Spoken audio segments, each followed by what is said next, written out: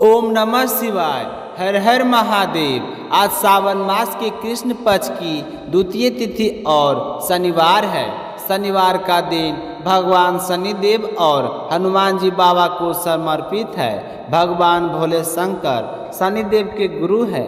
शिव जी ने ही शनिदेव को न्यायाधीश का पद दिया था और शनि भगवान मनुष्यों के कर्मों के अनुसार उन्हें फल देते हैं।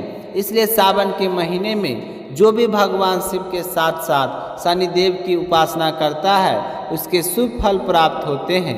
भगवान शिव जी के अवतार विप्लाद भैरव तथा रुद्र अवतार हनुमान जी की पूजा करने से शनिदेव के प्रकोप से मुक्ति मिलती है। सावन का शनिवार बहुत ही महत्वपूर्ण दिन होता है। इस दिन हनुमान जी शनिदेव और भगवान नरसिंह की पूजा करने का विधान है। स्कंद पुराण में कहा गया है कि सावन के शनिवार को इन तीनों देवताओं की पूजा करने से हमें हर तरह की परेशानियों से छुटकारा मिलता है। इस तरह सरसों का तेल से हनुमान जी और शनिदेव का अभिषेक करना चाहिए और सिंदूर से तिलक करना चाहिए या फिर सिंदूर में तेल मिलाकर उसे भी तिलक कर सकते हैं। इसके साथ साथ जिसकी कुंडली में शनि दोष हो उसे छाया दान करना चाहिए। छाया दान का अर्थ होता है लोहे के पात्र में तेल डालकर उसमें अपनी परछाई देखें और उसके बाद उस तेल को दान कर दें। ऐसा करने से शनि दोष से मुक्ति मिलती है। शनिदेव और हनुमान जी बाबा की पूजा करने से हर तरह की बीमारियों से छुटकारा मिलता है। मानसिक और शारीरिक रूप से मजबूती मिलती है। हनुमान जी की कृपा से कामकाज में आ रही सारी रुकावटें दूर हो जाती है। सोचे हुए सारे काम पूरे होने लगते हैं। बुद्धि और वैभव बढ़ता है। दुश्मनों का नाश होता है। समाज में खूब मान सम्मान मिलता है। सावन का महीना और शनिवार का दिन हनुमान जी बाबा और शनिदेव की पूजा के लिए बहुत ही फलदायी माना गया है। सावन शनिवार को काले तिल का दान करने से शिव जी और शनिदेव को आशीर्वाद प्राप्त होता है। शनिदेव का एक नाम पिपलाद भी है, इसलिए सावन शनिवार के दिन पीपल के पेड़ की पूजा करने से शनिदेव का आशीर्वाद प्राप्त होता है। धन वैभव और सुख समृद्धि के लिए सावन शनिवार के दिन पीपल के पेड़ के नीचे तेल का दीपक अवश्य लगाना चाहिए। सावन शनिवार के दिन शिव चालीसा का पाठ करने से भगवान भोले शंकर अति प्रसन्न होते हैं। सावन के पहले सोमवार का शिव चालीसा का पाठ करने से शिव जी के आशीर्वाद से हमारी सारी मनोकामनाएं पूरी होती है और ऐसा करने से शनिदेव भी प्रसन्न होते हैं और हमारे जीवन में सुख शांति और समृद्धि का वास होता है। जो भी व्यक्ति सावन शनिवार को भोले शंकर शिव जी भगवान और हनुमान जी बाबा की पूजा पूरे सच्चे मन से करता है उसके परिवार में आने वाली सारी समस्याएं दूर हो जाती है और आर्थिक पक्ष मजबूत होता है। बिगड़ते हुए कार्य बढ़ने लगते हैं। तो यह थी छोटी सी जानकारी सावन शनिवार की क्या महत्व है। अब अपने सुनते हैं आज की कथा। आप सभी के सुख सौभाग्य की कामना करते हुए सबसे पहले अपने सुनेंगे गणेश जी की भगवान की कहानी। बोलिए गणेश गजानंद की जय हो। एक समय की बात है, बूढ़ी माई के घर के पास एक सेठ जी का मकान बन रहा था। तब बूढ़ी माई मकान बनाने वाले मिस्त्री के पास जाकर बोली कि बेटा मुझे पत्थर की मूर्ति बना दे, मैं गणेश जी की पूजा करती हूँ।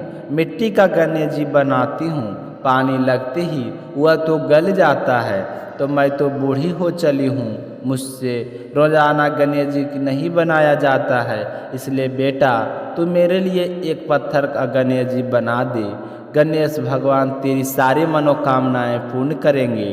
तो बूढ़ी माई की बात सुनकर मिस्त्री बोला कि हम तुम्हारे लिए मूर्ति गढ़ेंगे, उतनी देर में तो हम अपनी दीवार बना लेंगे। हमारे पास इतना समय नहीं है कि सेठ जी का काम बीच में छोड़कर हम तुम्हारे लिए मूर्ति बनाएं। तो यह सुनते ही बूढ़ी माई को बड़ा ही दुख हुआ और वह मन ही मन कहने लगी कि भगवान करे तुम्हारी यह दीवार कभी ना बने। यह कहकर बूढ़ी अम्मा अपने घर चली गई और मिस्त्री और मजदूर दीवार बनाने में लग गई। अब दीवार जैसे ही बनाई तो वह टेढ़ी हो जाए तो दीवार को तोड़े, फिर से बनाए, फिर सीधी दीवार ना बने। इस तरह पूरा दिन एक ही दीवार को तोड़ते बनाते हुए शाम बीत गया। शाम को सेठ जी आए और कहने लगे कि आपने अभी तक कुछ नहीं किया। तो मिस्त्री ने बूढ़ी माई के आने की सारी बात बताई। तो सेठ जी ने सुनकर बूढ़ी माई के पास गए और प्रणाम करके कहने लगे कि माँ जी, आप आशीर्वाद दो कि मेरा मकान जल्दी से बन जाए। मैं तुम्हारे लिए पत्थर का क्यों, सोने का गणेश जी बनवा दूंगा। तो यह सुनकर बूढ़ी माई बहुत ही प्रसन्न हुई और उसने सेठ जी को आशीर्वाद दिया कि बेटा, बिना कोई विघ्न के तेरा मकान जल्दी से पूरा हो जाएगा। तो सेठ जी ने आकर देखा कि टेढ़ी दीवार थी वह बिल्कुल सीधी हो गई थी। तो वह यह गणेश जी का चमत्कार देखकर मिस्त्री और मजदूर सेठ जी सारे गणेश जी का जय जयकार करने लगे और सेठ जी ने जैसा कहा था वैसा ही किया। सोने का गणेश जी बनवाकर बूढ़ी माई को लाकर दे दिया। तो यह देखकर बूढ़ी अम्मा बहुत ही प्रसन्न हुई और सेठ जी के ढेरों दुआएं देने लगी। उसी दिन से सेठ जी भी गणेश जी की का पक्का भक्त बन गया और रोजाना सबसे पहले उठकर स्नान करता, फिर गणेश जी की पूजा करके अन्य कोई काम किया करता था। तो गणेश जी की आशीर्वाद से सेठ जी दिन चुगनी रात चौगुनी तरक्की करने लगे।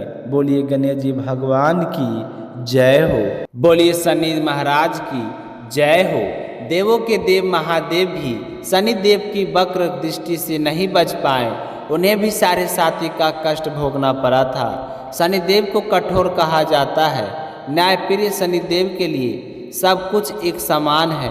पृथ्वी पर रहने वाले व्यक्तियों से लेकर ब्रह्मलोक में रहने वाले सभी देवी देवताओं तक कोई भी शनि की दृष्टि से नहीं बचा है। कहते हैं कि भगवान शिव भी शनिदेव की साढ़े साती का शिकार हुए थे। पुरानी कथा के अनुसार एक दिन भगवान शिव कैलाश पर्वत पर बैठे थे। उसी समय शनिदेव भगवान शिव के पास आए और उन्हें आदर पूर्वक प्रणाम करके कहने लगे कि हे देवकाल, मैं आपकी राशि में वृक दृष्टि से प्रवेश करने वाला हूँ। तो शनिदेव की यह बात सुनकर भगवान शिव मुस्कुराए और कहने लगे कि शनिदेव, आप कितने समय तक अपनी वक्र दृष्टि मुझ पर बनाए रखेंगे। तो शनिदेव ने भगवान शिव से कहा कि हे नाथ, मैं कल आपकी राशि में सावा पहर मेरी वृक दृष्टि रखूंगा। तो भगवान शिव थोड़ा चिंतित हुए और शनि की बात सुनने के बाद इसका उपाय सोचने लगे। फिर सोचते सोचते अगले दिन से पहले ही भगवान शिव मृत्यु लोक में पहुंच गए। वहां पर जाकर फिर हाथी का रूप धारण कर लिए और सोचने लगे कि जब उन्हें शनिदेव देखेंगे ही नहीं तो भला वक्र दृष्टि मुझ पर कैसे पड़ेगी। फिर इसी तरह हाथी के रूप में भी सावा पहर पूरा हो गया। पूरा होते ही उन्होंने वापस अवतार लिया और कैलाश पर आ पहुँचे। तो कैलाश में भगवान शिव ने शनिदेव को इनका इंतजार करते हुए देखा। प्राचित भाव से उन्होंने शनि से कहा कि आपकी वृक दृष्टि मुझ पर कोई भी असर नहीं हुआ। तो भगवान शिव की बात सुनकर शनिदेव मुस्कुराए और कहने लगे कि हे देव, आप तो मेरे गुरु हैं। मेरे दृष्टि से ना तो देव बच पाए हैं और ना ही दानव बच पाए हैं। आप पर मेरी वृक दृष्टि का असर पड़ा था। इसी वजह से आपको सावा पहाड़ तक देवलोक छोड़ना पड़ा और देव योनि से पशु योनि में समय बिताना पड़ा। तो हैरान हुए भगवान शिव ने जब यह बात सुनी तो शनिदेव को अपने सीने से लगा लिया। बोलिए शनि महाराज की जय हो। बोलिए भोले शंकर की जय हो। अब अपने सुनते हैं भगवान भोले शंकर की कथा। बोलिए शिव गौरी की जय हो। प्रजापति महर्षि कश्यप की कई पत्नियां थीं। उनमें से एक का नाम था धनु। धनु की संतान दानव कहलाई। उसी धनु के बड़े पुत्र का नाम दम था। दम बहुत ही सदाचारी और धार्मिक प्रवृत्ति का था। अन्य मानव दानवों की भांति उसमें ना तो ईर्ष्या थी और ना ही वह देवताओं से द्वेष रखता था। वह तो विष्णु जी का परम भक्त था और उन्हीं की आराधना किया करता था। लेकिन उसे एक ही चिंता सताती थी कि उन्हें पुत्र की प्राप्ति कैसे होगी, क्योंकि उनके कोई संतान नहीं था। तो आचार्य शुक्र ने उसे श्री कृष्ण मंत्र की दीक्षा दे दी। तो दम ने दीक्षा पाकर पुष्कर के महान अनुष्ठान किया। वह अनुष्ठान सफल हुआ और उसके अनुष्ठान से प्रसन्न होकर भगवान विष्णु प्रकट होकर कहने लगे कि हे वत्सल, मैं तुम्हारे अनुष्ठान से बहुत ही प्रसन्न हूँ, मांगो क्या वरदान मांगते हो। तो दम कहने लगा कि हे भगवान, अगर आप मेरी तपस्या से प्रसन्न हैं तो मुझे ऐसा पुत्र दें जो आपका भक्त हो और त्रिलोक विजय हो, देवता भी उसे युद्ध में जीत ना सके। तो भगवान शिव ने तथास्तु कहा और अंतर ध्यान हो गए। दम भी बहुत ही प्रसन्न हुआ और अपने घर लौट आया। गोलोक में श्री राधा और श्री कृष्ण पार्षद श्री दामा को असुर होने का श्राप दिया था। तो श्राप के प्रभाव से वही दम की पत्नी के गर्भ में आ गया और कुछ समय बाद उसका जन्म हुआ। तो पुत्र के जन्म होने पर दम बहुत ही खुश हुआ। उसने अपने पुत्र का नाम शंखचूड़ रखा। जब वह कुछ बड़ा हुआ तो दम ने उसे मुन जोगी विषयों को देख रेख के छोड़ दिया। मुनियों ने जो शिक्षा दीक्षा दी थी, अपनी कुमार अवस्था में ही संचु पुष्कर में पहुंच गया और महान धार्मिक तप सतलिक में ध्यान मगन रहकर हजारों वर्षों तक पितामह ब्रह्मा जी की तपस्या करता रहा। तो उसकी घोर तपस्या से प्रसन्न होकर पितामह प्रकट होकर कहने लगे कि वत्स, मैं तुम्हारी तपस्या से बहुत ही प्रसन्न हूँ, मांगो क्या वरदान मांगते हो। तो शंखचूड़ हाथ जोड़कर प्रणाम करके कहने लगा कि पितामह, आप मुझे ऐसा वरदान दीजिए कि मुझे देवता भी पराजित ना कर सके। तो पितामह ने उसके कहे अनुसार वरदान दे दिया और श्री कृष्ण कवच प्रदान करते हुए उसे आदेश दिया कि हे शंखचूड़, तुम बद्रिका आश्रम चले जाओ, वहाँ तुम्हारे भाग का सितारा उदय होने की प्रतीक्षा कर रहा है। तो पितामह की आज्ञा मानकर शंखचूड़ बद्रिका आश्रम पहुँच गया। वह महाराज धर्मराज की पुत्री तुलसी भी तपस्या कर रही थी। दोनों का आपस में परिचय हुआ और पितामह की आज्ञा के अनुसार उन दोनों का विवाह हो गया। अब शंखचूड़ अपनी पत्नी को लेकर पुनः दैत्यपुरी लौट आया। शुक्राचार्य ने उसे दानवों का अधिपति बना दिया। सिंहासन पर बैठते ही उसने अपने साम्राज्य बढ़ाने के लिए देवलोक पर चढ़ाई शुरू कर दी। तब पितामह के वरदान के कारण वह हार तो सकता था नहीं, जहाँ भी जाता विजय प्राप्त करके आता। इसी वरदान के कारण उसे देवताओं को हराने में कोई कठिनाई नहीं हुई। उसने सभी देवताओं को स्वर्ग से निकाल दिया और अमरावती पर कब्जा जमा लिया और इधर उधर अमरावती छोड़कर भाग निकले। देवता उसके डर से कंदराओं में जा छुपे। जब शंखचूड़ ने तीनों लोगों पर शासक हो गया, तब लोकोपालों का कार्य भी उसने संभाल लिया। उसने अपनी प्रजा की भलाई के लिए अनेक कार्य किए।